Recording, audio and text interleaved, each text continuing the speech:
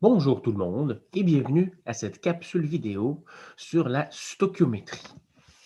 Alors, la stoichiométrie, ici, il s'agit de déterminer dans quelle proportion vont se combiner les réactifs pour donner les produits. En réalité, c'est comme une espèce de recette.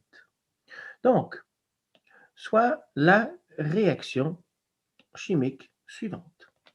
Donc, on va prendre ici de l'éthylène gazeux que l'on va faire simplement brûler. Donc, une combustion ici, combustion. Quand elle est complète, elle donne toujours du CO2 et du H2O également gazeux.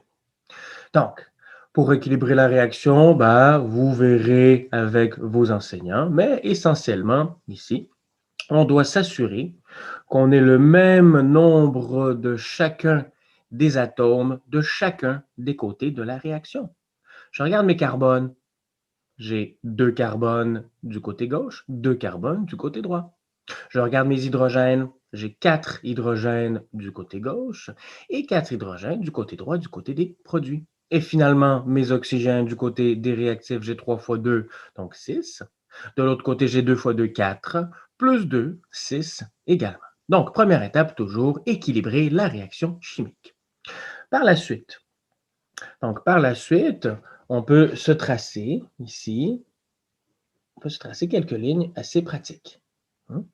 Donc, essentiellement, ce qu'on va faire, c'est qu'on va produire ici un tableau stoichiométrique. Ce tableau-là va nous permettre de toujours garder à l'idée les quantités qui participent à la réaction aux différentes étapes de cette dernière. Donc, on va juste ici ajuster notre dernière petite ligne. Donc, la première ici, rangée, on va l'appeler coefficient stoichiométrique. Le C2H4, il y en a combien ici? Il y en a une mole. L'oxygène, il y a donc 3 moles. Je me rajoute ma petite flèche pour bien séparer mes réactifs de mes produits. 2 CO2 et 2 H2O. Donc ça, c'est la recette de la réaction. C'est toujours 1 pour 3 pour 2 pour 2. Je vais ensuite avoir un nombre de moles initial, un nombre de moles qui participent à la réaction et un nombre de moles final. Je me mets mes petites flèches. Moi, j'aime bien faire ça pour bien séparer les réactifs des produits. Avant de faire la réaction, c'est-à-dire initialement, je n'ai pas encore mélangé mes réactifs.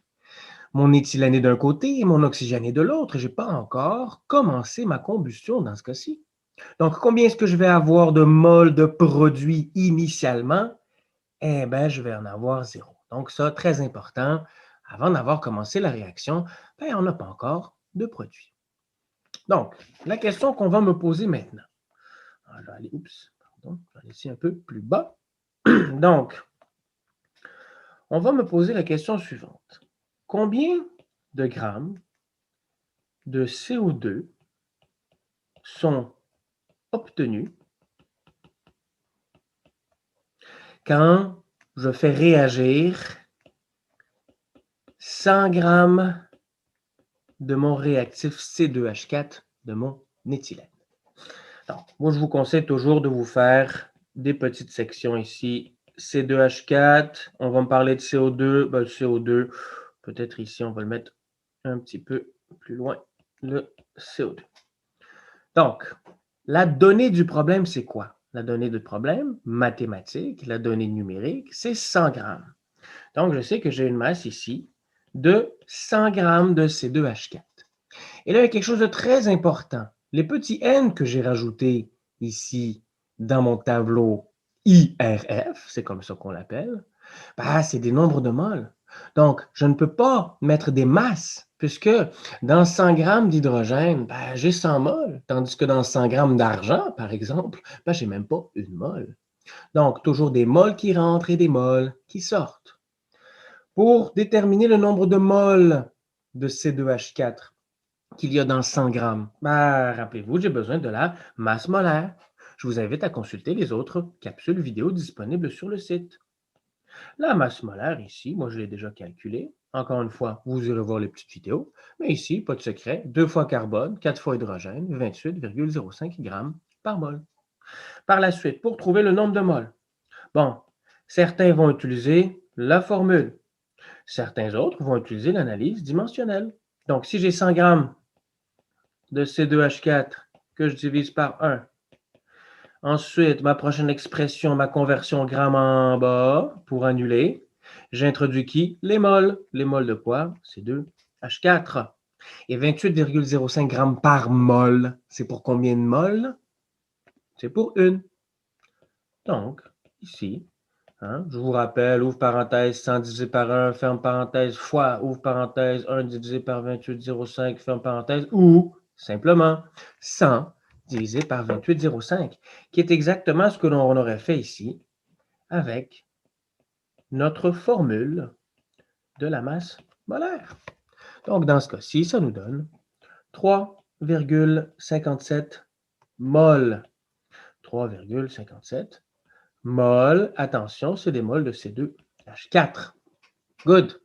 Donc, la question qu'on m'a dit, si je fais réagir, donc on fait réagir 100 grammes de C2H4, ben d'abord, ce 100 grammes-là, je l'ai traduit en nombre de moles.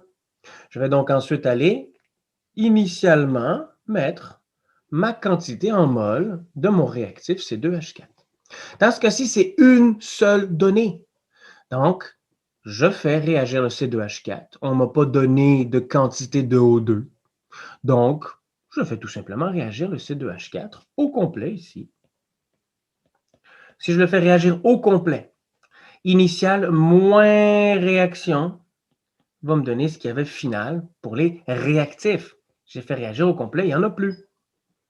Ensuite, qu'est-ce qui m'intéresse ici? Est-ce que le O2 et le H2O m'intéressent? Non. Donc, allons-y directement au point. On veut déterminer la quantité de CO2 en grammes. Pour ce faire, on doit, dans le volet réactionnel seulement, et là, je vais me permettre d'insister, dans le volet réactionnel seulement, on peut transiger des réactifs et des produits selon les coefficients stoichiométriques 1, 3, 2, 2. Donc, manière pratico-pratique dans le tableau. Je prends mon 3,57. Je vais le multiplier par 2. Je vais le diviser par 1. Et ça va me donner ma quantité ici de mon nombre de moles produits de CO2. Et puisqu'il y en avait 0 au début, plus ce qui a réagi, ça va me donner ce qu'il y a à la fin. Qu'est-ce qu'on vient de faire? Ben, on vient de faire une analyse dimensionnelle aussi, figurez-vous. Si je prends mon nombre de moles de C2H4, et là, je veux maintenant faire réagir ce nombre de moles de C2H4 pour obtenir un nombre de moles de CO2. Ben, je sais que je vais toujours avoir ici une mole pour 2 moles. Donc, mol de C2H4 pour les annuler, je les mets en bas.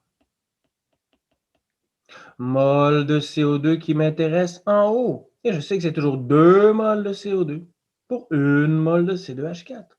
J'ai donc mon 2 moles de CO2, 1 mol de C2H4.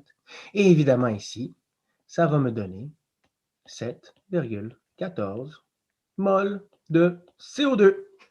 Et voilà. Est-ce que j'ai fini mon travail? Non, je n'ai pas fini mon travail. On m'a parlé de grammes, on veut des grammes. Donc, dans ma petite section CO2, je sais que j'ai maintenant un nombre de moles égal à 7,14.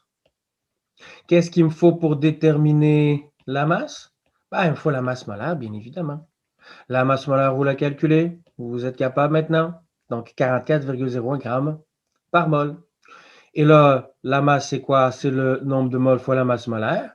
J'aurais pu tout aussi bien prendre 7,14 moles et faire l'analyse dimensionnelle. Et donc, ici, ça va me donner, très simplement, 314 grammes de CO2, qui est donc ma réponse finale. Et voilà, introduction à la stoichiométrie.